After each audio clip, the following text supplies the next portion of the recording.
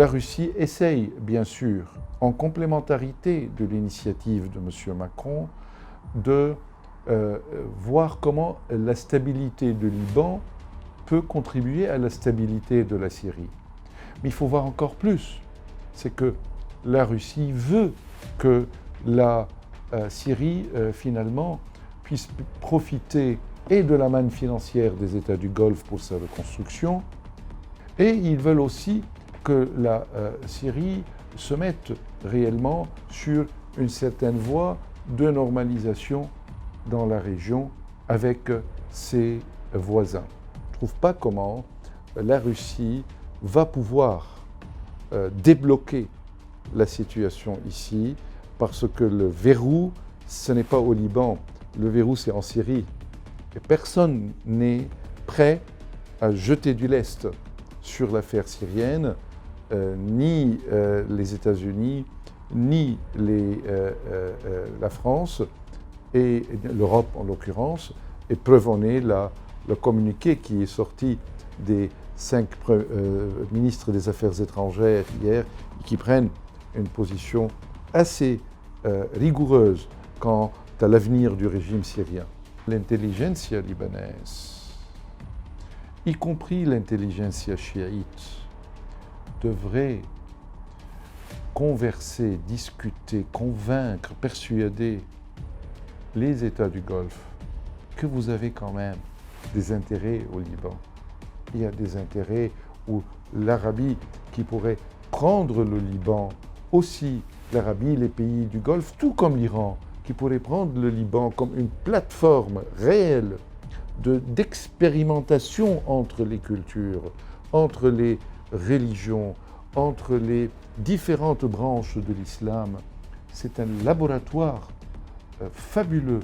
Nulle part ailleurs on a pu inventer quelque chose comme celui-là, et malheureusement on est en train de le perdre. On ne peut pas laisser en proie aux malfaiteurs, aux criminels, aux mafias.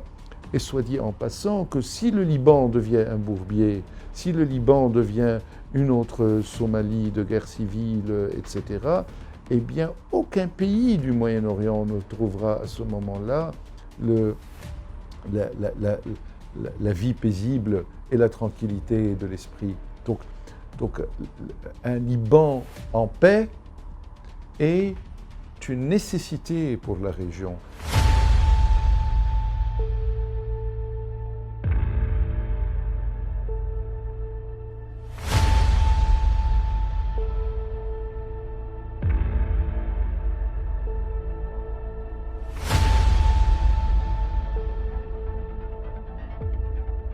La communauté chiite, comme toutes les communautés au Liban, par ailleurs, sont prises en otage par le Hezbollah.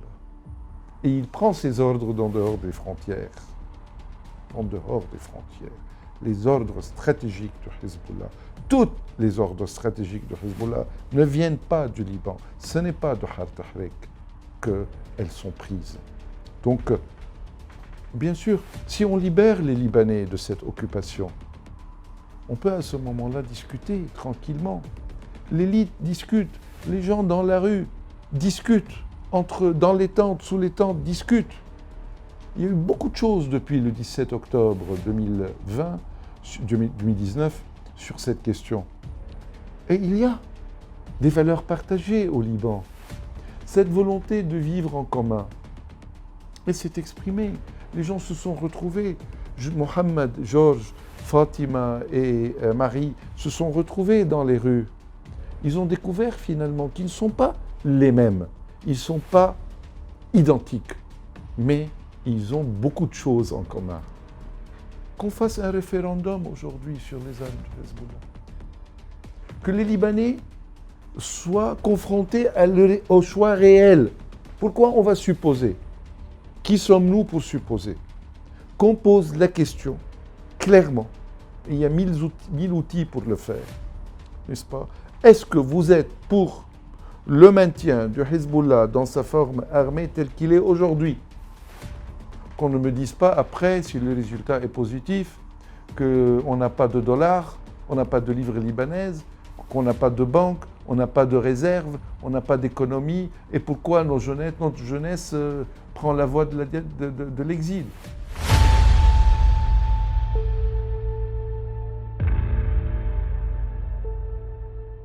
Les différentes composantes libanaises doivent se réunir pour parler de neutralité. C'est cette vision-là, je crois, qu'il faudrait que le Hezbollah commence à apprendre, à comprendre. Le problème de Hezbollah, c'est qu'il n'est pas libre. Le problème de Hezbollah, c'est qu'il n'a pas le libre choix ici. Il a le libre choix dans la tactique. Quel portefeuille au gouvernement, etc. Mais sur des décisions stratégiques comme celle-ci, il ne peut pas dire ce qu'il veut. Et c'est là où nous comptons beaucoup sur, finalement, un sursaut populaire, un soulèvement de l'intérieur même, peut-être, de ces partis politiques qui ont finalement fait le jeu du Hezbollah jusque-là, pour qu'ils disent ça suffit.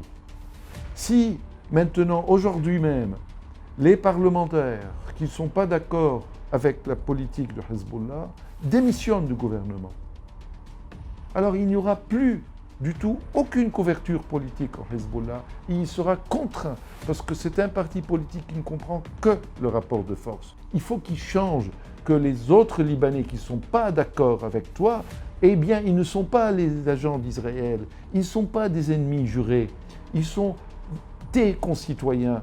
Et tu es obligé de vivre avec eux, tout comme eux sont obligés de vivre avec toi. Et si tu veux autre chose, tu vas aller vers la partition, tu vas aller faire un mini-État ici tout seul. Si tu peux le faire, fais-le. Mais tu ne pourras jamais le faire, parce qu'il ne sera pas viable. Parce qu'il n'y aura plus un seul chiite qui vivra dans ce mini-État. Parce que les chiites vont sortir de la banlieue le soir, passer leur nuit à Gemaizeh, à Batroun, à Jounieh, à Ashrafi. Ils ne veulent pas vivre dans un ghetto sombre.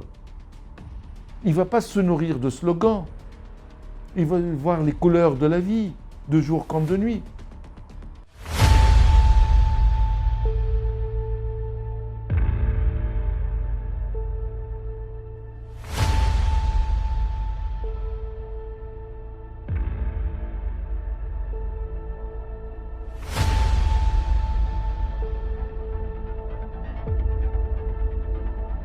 On a payé beaucoup de sang avant, mais ensuite, après 2005.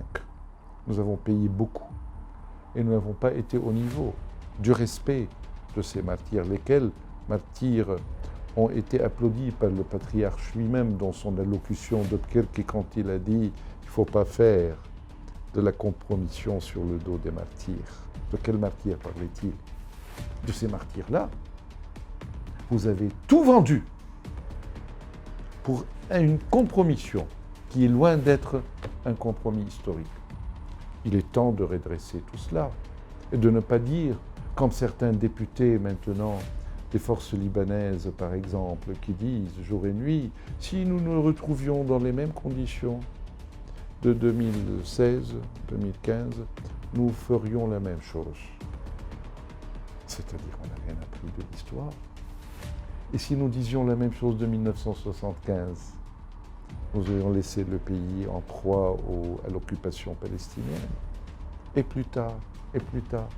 Ce sont des gens qui sont produits par le rapport de force. Alors qu'il s'agit maintenant de changer toute la logique et de sortir du rapport de force pour aller vers le rapport des valeurs dont je vous ai parlé.